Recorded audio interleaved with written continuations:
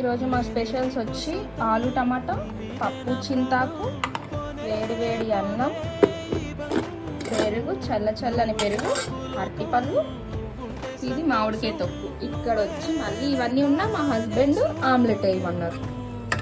Omelette with so many dishes. చూడండి ఎన్ని dishes ఉన్నాయో. బాగుందా పప్పు? ఏం పప్పు చెప్పుకో. ఇది గోంగూర పప్పు. గోంగూర పప్పు కాదు, ఇంకా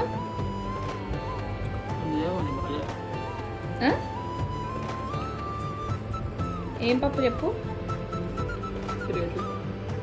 పప్పు చింతాకు. పుల్లగానే ఉంటుంది కానీ టేస్ట్ చింతాకు లేదు. బాగుంది కదా.